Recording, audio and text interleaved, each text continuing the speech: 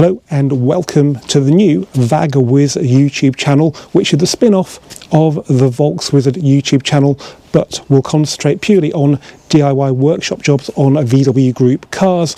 I started this channel because a lot of people want to watch general VW Audi content, but actually workshop jobs have a very limited audience because not many people actually work on their cars, and their lower view count was affecting the growth of the channel overall. But rather than not make these videos, because I like to help people out by making them, I thought I'd start this new channel, which in time will become a good resource of workshop info on these cars, helping owners and garages alike with the most common jobs. Today, we're going to replace the door lock mechanism on my 2014 Audi R8 V8 Spider. R8s are quite rare cars, but I feel it's worth making this video because door lock mechanism failures are really common. It will affect all the Mark 1s in time, and there are two doors to go wrong. So let's start off then by looking at the parts and the tools required. Well, the good news is there aren't an awful lot of tools needed. You may need a plastic wedge to pry things apart. You need a T25 Torx bit to undo a few screws to get the door panel off, and there's a couple on a cover inside the door. It's a good idea to have a magnet in case you drop a T25 into the door, but if you're careful, you don't need that. And you need an 8mm spline bit. This is for undoing the two bolts that hold the door lock mechanism onto the door. And that is it. Now, let's talk about the replacement part.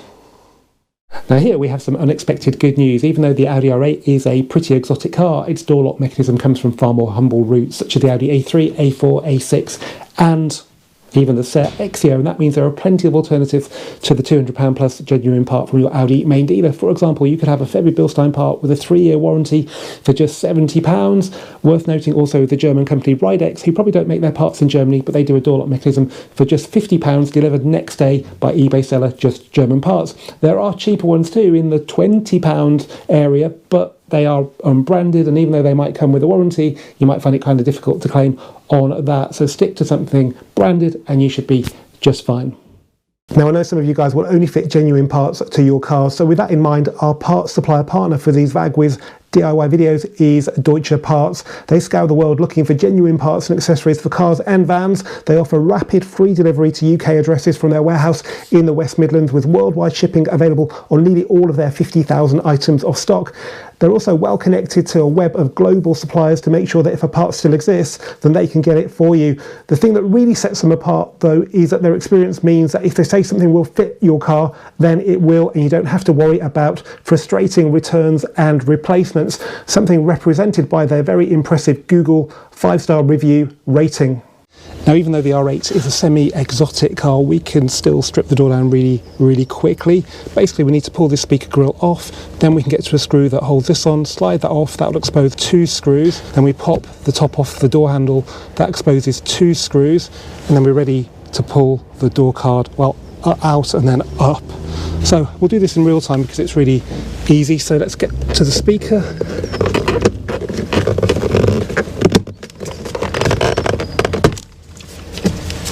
And there you can see those clips, so there are 7 of those. Onto this screw here.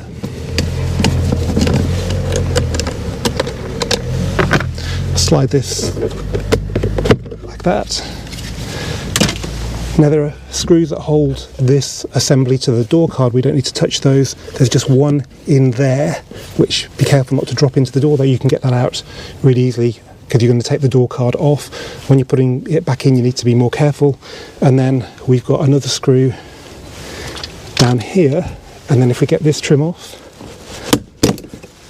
like so, a few clips there, we've got 2 more screws there and there, so 4 in total, and they're T25s. By the way, the passenger side is a little bit different to the driver's side, but it's pretty similar. The door handle doesn't seem to be able to come out. It's a bit odd, but we don't need to get it out. So at this point, we should now just be able to lever the door trim panel off its clips. I hate doing this because in most cases it's designed to be assembled quickly in the factory and then break all the clips when you take it apart. There are a few more screws here that you don't undo because they're basically bolting this structure to the door trim panel, not to the door. Okay, see how we get on. I'm just going to try pulling it at first. Bad. Okay, not bad. Then I should just pull up. So I've got a couple of things to undo.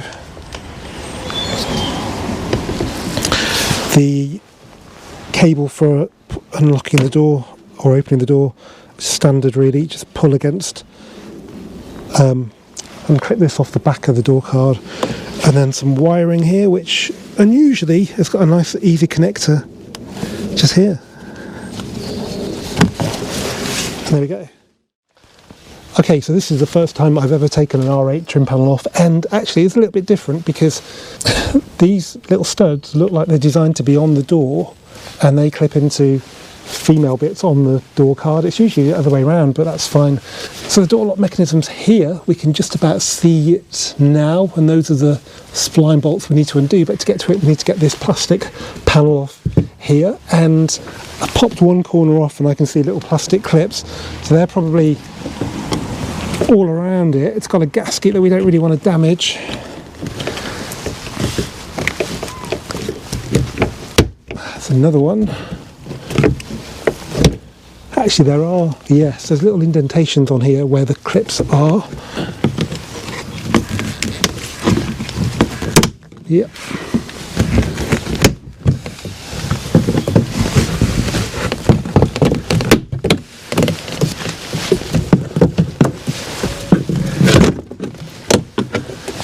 Okay,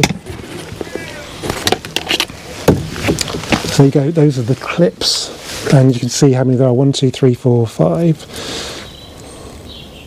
8.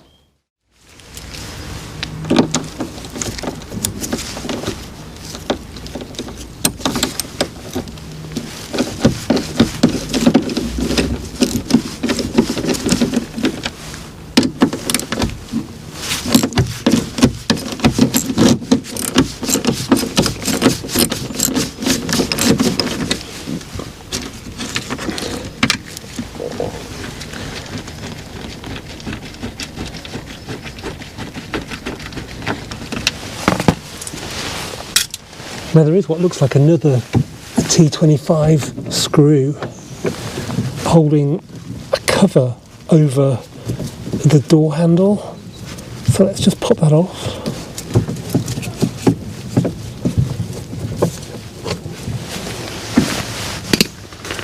Two screws, one facing forward, one facing down.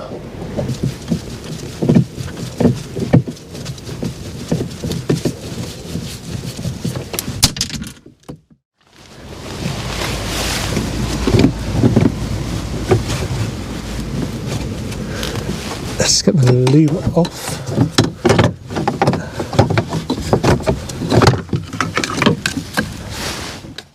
Okay, so we've undone the two spline bolts holding the mechanism to the door, but there is a rod that goes from the mechanism to the door handle. Now that's connected to the door handle with this piece of plastic here.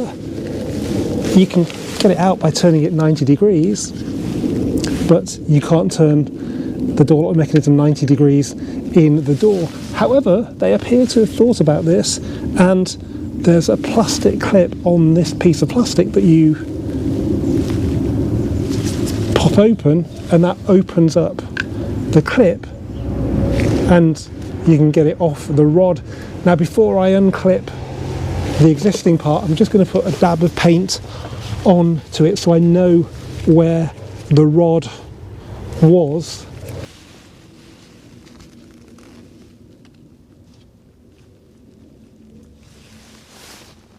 Okay, so that's just covered the exposed bit of thread.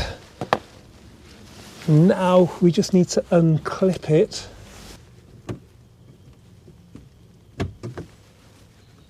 Yep, that's open. I think we just need to ease the rod off. There we go.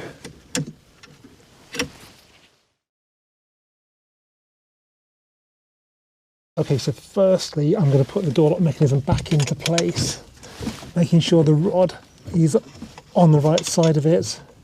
Plug the loom in as well, because that's harder to do when it's in position.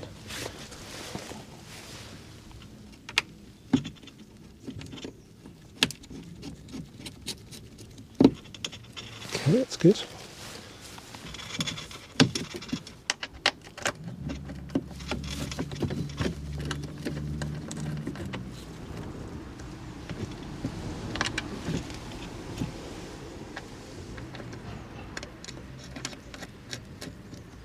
And the upper ones in there as well.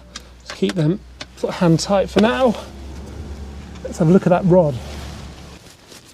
Okay, I've tightened the bolts for the door lock because I need to push hard on the clip to lock it into place. Okay, that now seems to be pretty secure. You don't want to get this wrong because you'll just have to strip the door again to do it right. So let's just check. Yeah, that's good. There's quite a lot of force on that clip with the door handle. It's really heavily sprung, so that seems okay. Okay, so the two spline bolts are tight. The loom is connected. It's now time to test the door lock mechanism because, trust me, you don't want to find out you can't open the door again once you put the trim panel back. It's much easier when there's a big hole there and you can open it from inside. So let's make sure nothing's going to jam. Now it's all clear. Okay, it shuts well and the window goes up. It's got the signal the door shuts, so that's good.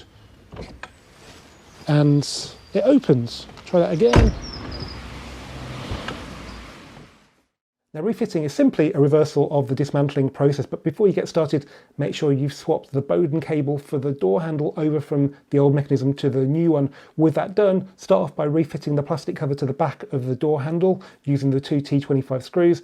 Then slot that Bowden cable through the plastic panel and clip that plastic panel back onto the door. Then bring the door card round the door, attach its wiring loom to the door and connect the Bowden cable to the door handle on the door card. Then you can refit the door card, make sure it's clipped on properly, and you use the required bolts. It should leave you one bolt which you'll fit after you've slid that trim back into place to the left, and then you can refit the speaker cover and the door handle cover, and that is the job done. But before you finish, make sure you operate the door handle a few times to open and close the door, and also lock it and unlock it using the remote control, and that should reset the mechanism. You also might need to reset the electric window because you've disconnected the power to it. To do that, open it fully and hold the electric window button down in the open position for a couple of seconds, and then close the window fully and hold the electric window switch in the closed position for a couple of seconds. That should reset the parameters. If you have got VCDS, it's a good idea to go in there and clear any fault codes, because then you'll know that if you get any new ones, you'll know they aren't related to the old mechanism. And that is it, guys, the inaugural VAGWIZ DIY video. Hope you've enjoyed it. If you have, please comment, please share, please subscribe, please like it, and please come back for the next one.